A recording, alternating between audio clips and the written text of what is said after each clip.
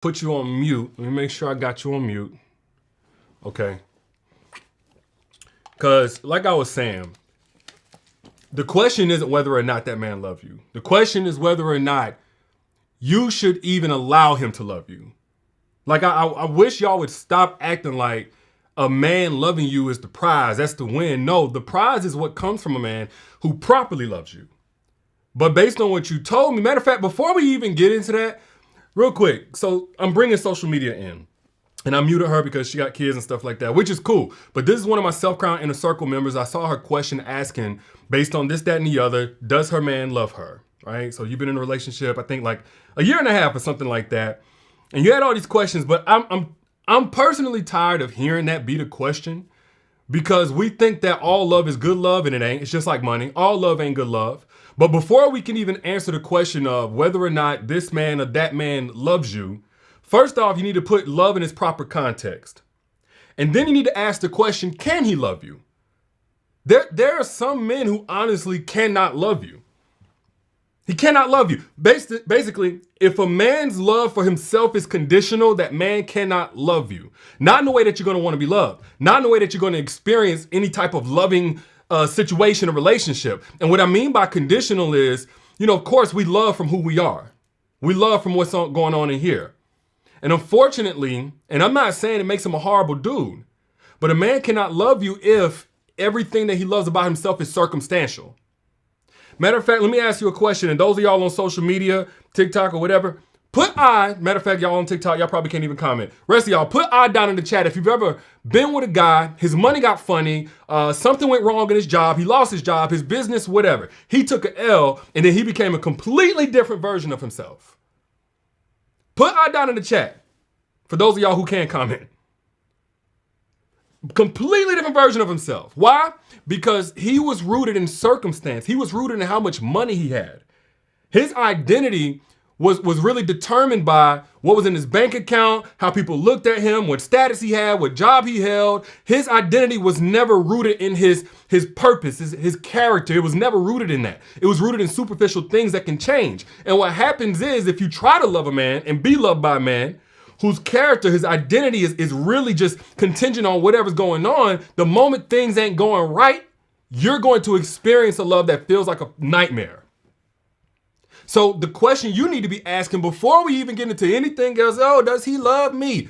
Because if he's loving you right now, but it's from a conditional place of how he feels about himself, he's up right now, his money is flowing right now, his health is good right now, he got the status that he want right now, ain't nothing really going wrong. It's the calm before the storm. At some point, life is going to life, and now you're going to be with a man, and it's going to feel like you with a stranger based on what's going on. So the first question you need to ask yourself is, can he love you? That's the number one red flag that a man cannot love you. If it's based in superficial things, if it's based in how other people feel about him. So next, but after that, after we get past, can he even love you? We now got to talk about, do you even want his love?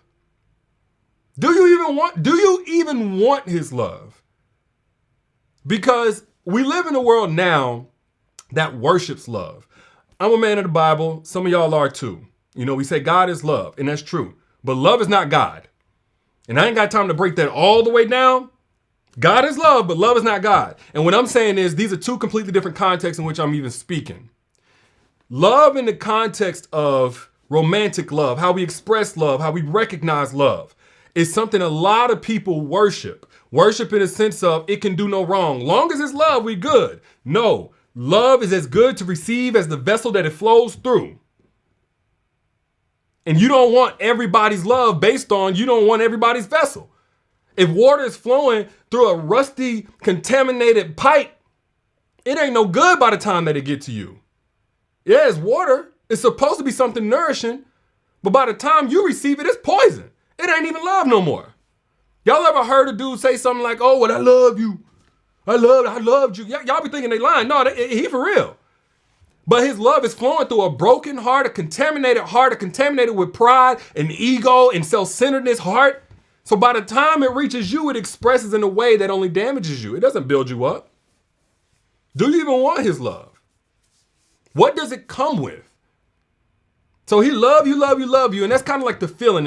In that context, we're just talking about the feeling. But does his love come with protection? Does it come with respect? Does it come with honor? Does it come with consideration? Just because it's love don't mean it come with all of those things. All of those things take development on a completely separate playing field. Do you even want his love? You gotta understand something. The love that we allow ourselves to receive shapes us. It shapes us. It just like in childhood, if you receive love from very critical parents, neglectful parents, absent parents, whatever. If you receive love that was very inconsistent from your parents, it shaped you into who you are.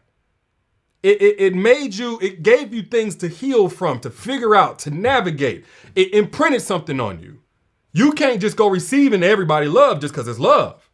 And the same thing goes with that man. What version of you does his love bring out of you?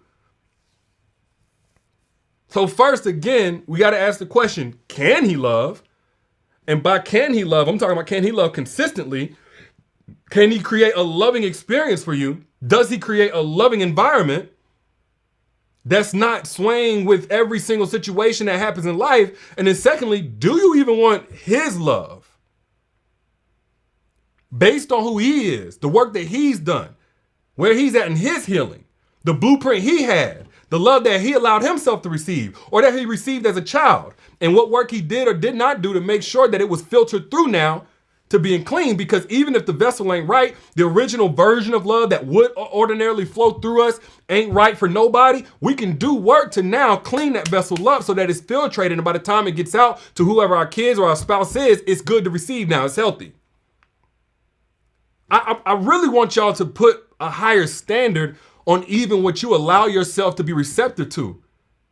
Sometimes you got to look at a man and say, damn your love. You keep that. You keep that right where it's at. And I'm not bashing a man. I'm hopefully encouraging y'all as my sisters. Like social media, y'all my sisters. I'm your big brother, that's all. I'm not on no pedestal. But I'm telling you as a man, our love ain't shit if we ain't put in work on ourselves to make it valuable for you. That's not the prize. So do you even want his love? And something I really want to go in on, especially after we get finished here, sis, I want to talk more with the inner circle as a whole, because we all need that. I'm just talking to you right now. And by the way, real quick, for those of y'all that are just joining in, some of y'all joining in here, I'm talking to my sis on this inner circle, Self-Crown Inner Circle. That's my private mentorship community. By the way, if you have not gotten in yet and you want to jump on the live with all of us afterwards, comment the word free. Comment the word free, because I do think enrollment is still free right now. But she asked the question if the guy that she's dealing with loves her, even though he's been unloving. He's brought things into question. Now, a lot of people would try to just be cliche and surface level. You even have to ask, that means he doesn't love you. No, sometimes a man love you, but his love is trash. His love is trash. But okay, so now we've dealt with, can he love you? Now we've also dealt with, do you even want his love? Let's say you want his love. Let's say you want his love, and now you have to ask yourself the question, does he love you? Because now we can get to that. I'm going to tell you this. A lot of people go by that saying of, a man will do right for the woman that he wants, et cetera, et cetera. I'm going to tell you this. If that man is not prepared to love you, there is no amount of love that can come through and override what work he has not done on himself. And that don't matter. That's not if you the right woman for him, if you the apple of his eye, if you his biggest crush, or whatever the case may be. If that man is not prepared, does he love you? Has he prepared to love you? Has he prepared to love you? Before you even think, is this and that indicative of me being important enough in his eyes where I know that this man has loved me? Has he done the work on himself prior to getting to you? So now that you can receive love, because it's not about whether or not he's trying to love you, intends to love you, or from his heart loves you. It's about if what you're receiving equates to love in a way that you can receive it. But I am going to say this, because I'm kind of blurring the line of the love languages and all that stuff. The number one, I would say the universal love language, and this ain't one of the 5 love languages, but the universal love language of any man is going to be sacrifice. is going to be the adjustments he's willing to make.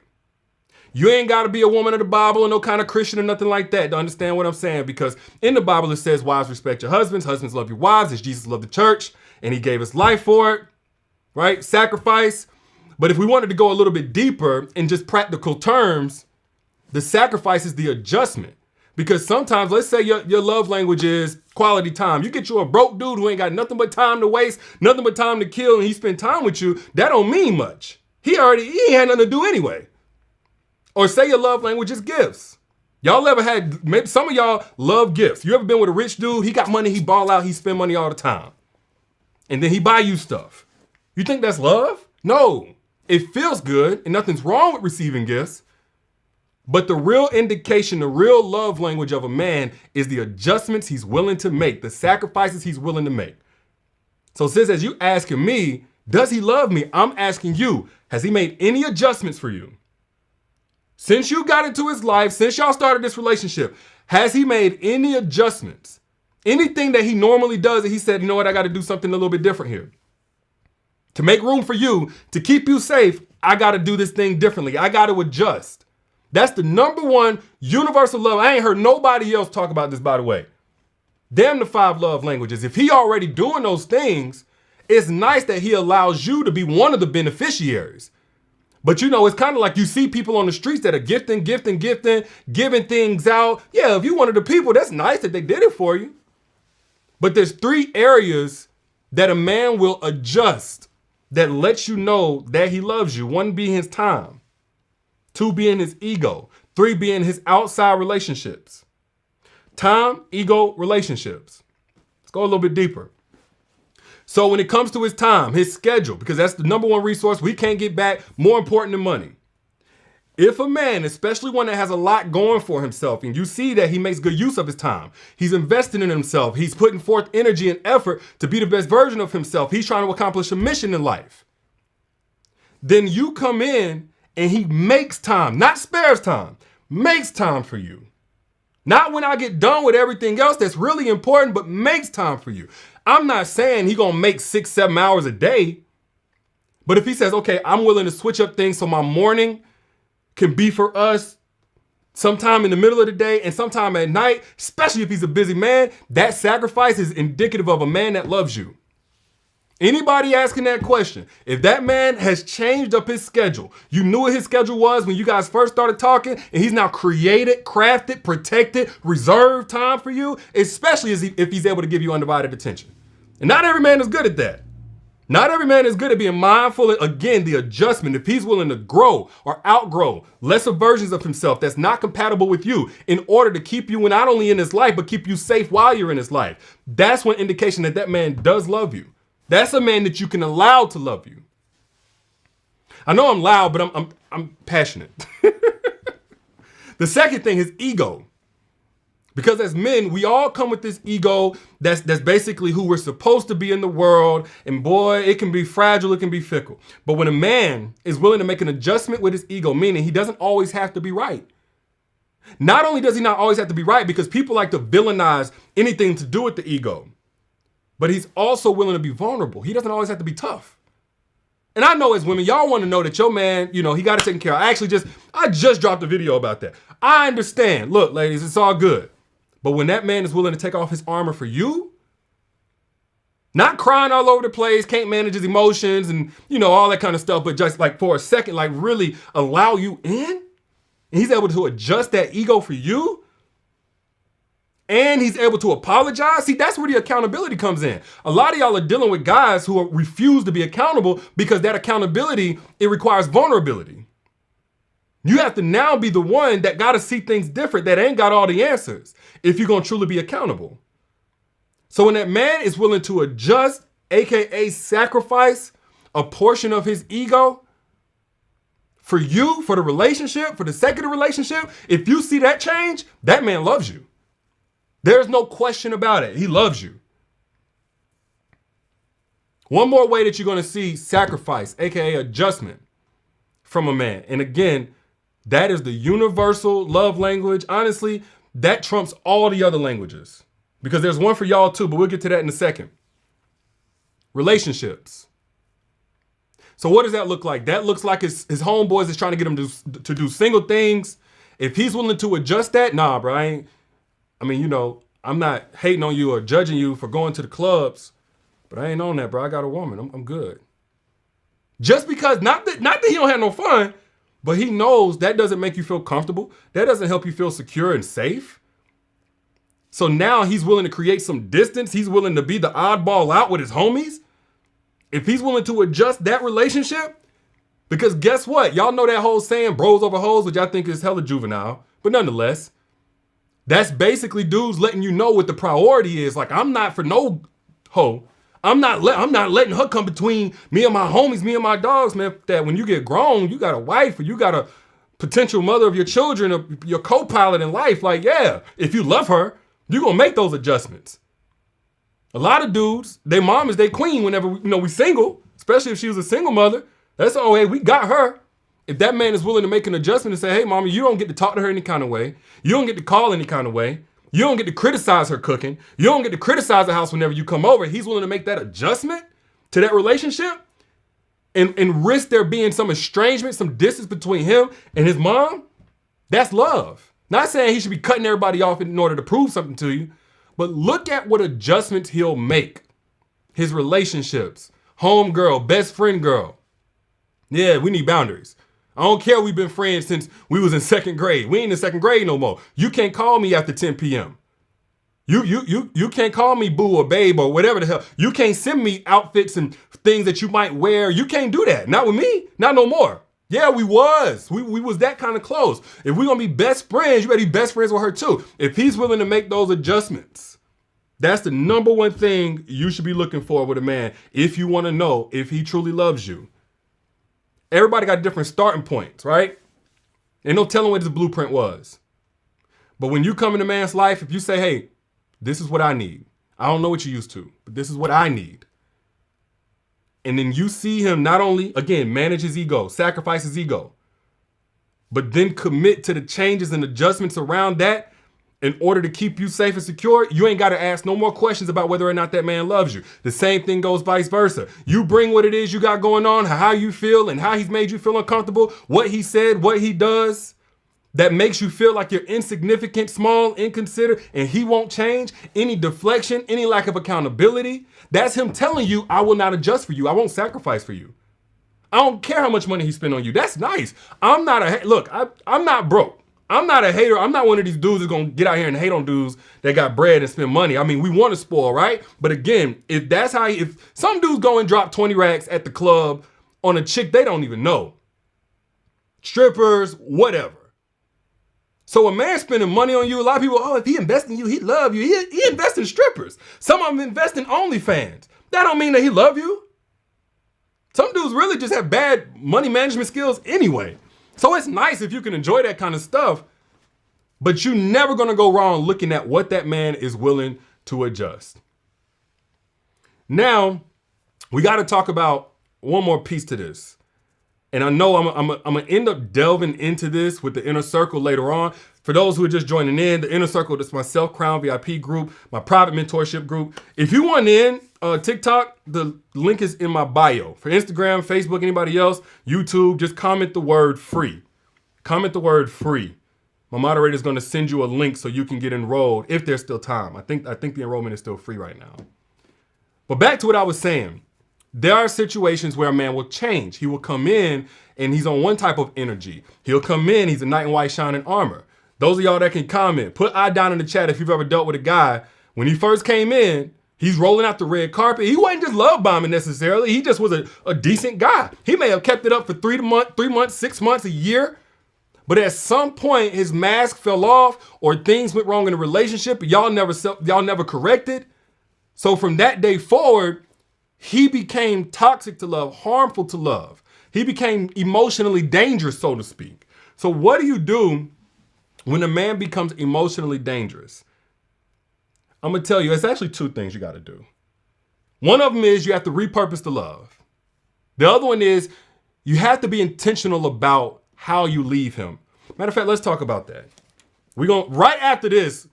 If any of my Inner Circle members are watching, we're going to really go in on this. But I'm going to touch on it here. So many women make the mistake of just leaving a man whenever things ain't right. I'm not one of those fight all your life, especially if you got to fight by yourself when it comes to a relationship. I believe in healing. I believe in restoration. But I believe that if you're going to leave, you have to have a certain way that you leave. So many women say, I'm leaving. And what they leaving for is another man, or they leaving to teach a lesson. They leaving for revenge. No, leave for your peace. If you're going to leave a man, leave for your peace. Don't leave to go and just upgrade right then. Because if you leave to go to another man, you're thinking externally, how can I just go find me something better to be in? And you ain't addressing what may have been a problem or what may have become a problem as you acclimated to the wrong type of love, wrong type of relationship that won't even be able to receive the next man that you honestly did deserve, but you're not the same version of you that you came into the relationship as. That's why love can impact us. That's why we have to be very careful about the love that we allow ourselves to receive. But when you leave for your peace, and let me say this to any man watching, a woman that leave you is one thing. When a woman leave for her peace, she ain't coming back. When a woman had to leave in order to get her peace back, oh, she done. But leave for your peace. Don't leave to teach him a lesson. Leave because you learned your lesson. Leave for your peace. You see, whenever you leave for your peace, you got a completely different game plan once you get out. All y'all know, maybe you've been this person, or maybe you got homegirls that once they left one dude, they just jump straight on to the next dude. One coping mechanism to the next, trying to prove something, maybe to themselves or something like that, and it never ends well. But when a woman leaves for her peace and she take that time to get back in touch with herself and do what I call a selfish season, not only is she not going back, whatever comes next, whatever she decides to go to next and accept next, she's going to see it through a completely different lens, and it's going to be an upgrade. It's going to be an upgrade. So that brings me to number 2. If you did decide, oh, this man is worth my love, and for whatever reason, things change, and now you're at a spot where you got to leave for your peace, the second thing is you got to repurpose that love. I'm of the belief that love is similar to energy, not completely like energy, in which is neither created nor destroyed, it just transfers from one party to the next, but that love is very difficult to kill or to die out. It doesn't go away easily. So what I say do is repurpose that love. First thing to repurpose in the love is turning it from a verb to a noun. So instead of it being an action form, and you loving this man in action form, you expressing and applying yourself and you giving of yourself, now you turn it to something that you have for him. It's love you have for him, but it's not love that he can access. Not in action form. Not because that kept you open. And now he's proven that he doesn't deserve that. So you're going to repurpose that love. How do you repurpose that love into a noun? The second part of it is you reinvest that love, all that you was giving to him, back into yourself. You reinvest that love back into yourself. How do you reinvest it back into yourself? Tough love. First off, you got to deny yourself. No matter how bad a relationship was for you, no matter how undeserving that man was for you, it's going to hurt to let him go because our minds are addicted to the familiar. So now you got to have tough love with yourself. Let's say if you got a child and they just went trick-or-treating and then they get some candy and it's got a razor in it. It's got something in it. It just don't look right. It's already open. And they want it so badly. You're not going to let them eat that just because they want it. Out of love, you're going to tell them, nope, you can't have this. This is dangerous. This will hurt you. Sometimes we got to do that with ourselves, especially whenever we're getting out of a relationship in which that love proved to have been dangerous. You got to do that with yourself.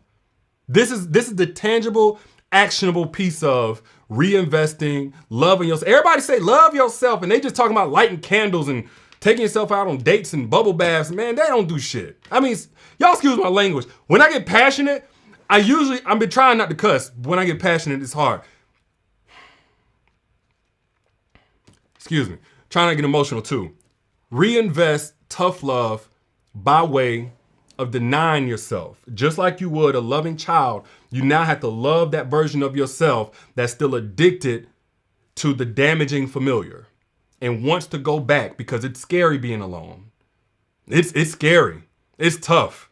It's not always sexy. I know it fill up the seminars. I know it sell the books. Real self-love ain't always fun. It's not always rose petals on the bed and pouring yourself a glass of wine and enjoying. Sometimes it's feeling like you're going out your damn mind but staying put, still blocking that number, keeping that number blocked, still not replying to that DM, that text, seeing him pop up in your stories from a different page, but you know it's him, and blocking that account too. Sometimes that's self-love. Nobody want to talk about that though. Nobody want to talk about that. The next thing you got to do is you got to allow yourself space to express what you're feeling without shame. Allow yourself space to express what you're feeling without shame. Some of y'all call yourselves givers, and you have been a giver, but you started to blur, if not cross the line, into people pleasing. And so those of y'all who went from giver to people pleasing, you, at the sacrifice of even yourself, tried to keep everybody else comfortable by keeping it all together even whenever you was falling apart inside.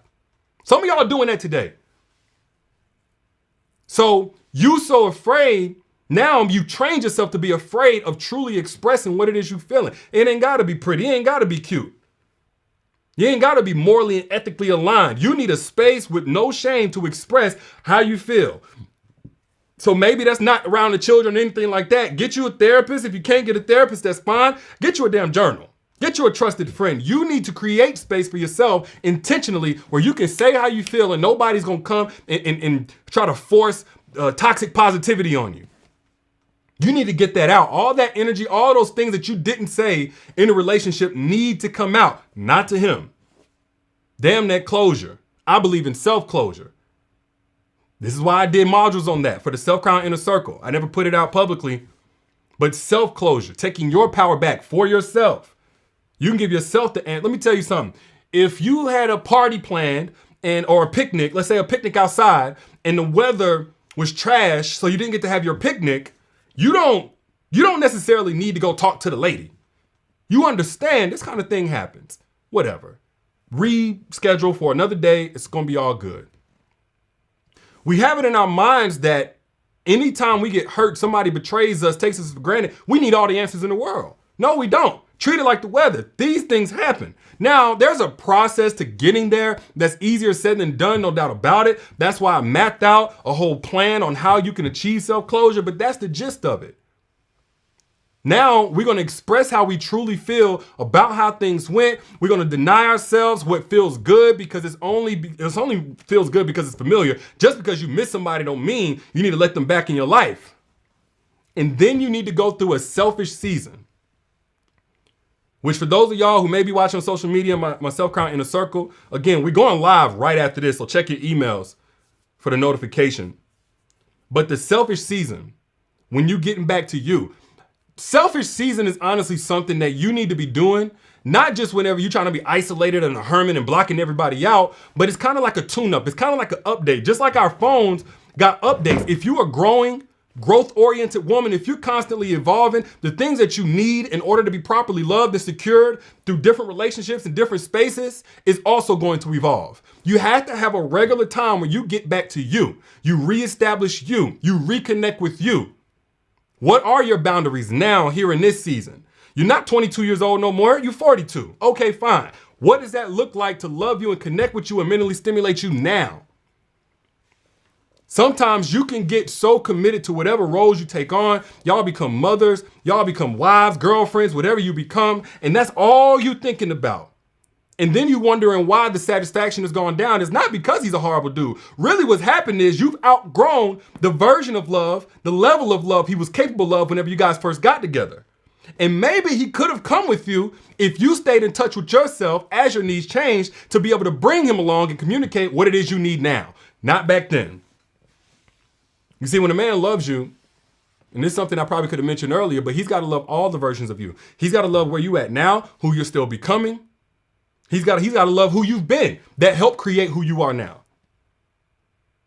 Again, the love has to be on some level unconditional, even though I don't believe in unconditionally depositing and giving love and giving somebody access to love you. The love cannot be so whimsical where the moment that you grow, moment that you elevate, he can no longer love you.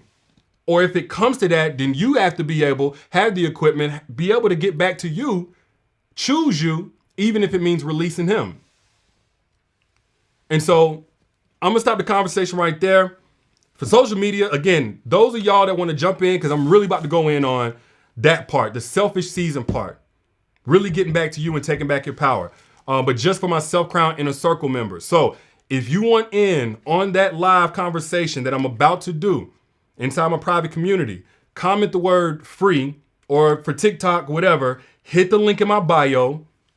Hit the link in my bio. Enrollment is free right now, if I'm not mistaken. If it's not, then you just won't get the link. But comment the word free, hit the link in bio, and I'll see those of y'all that are able to make it in time over there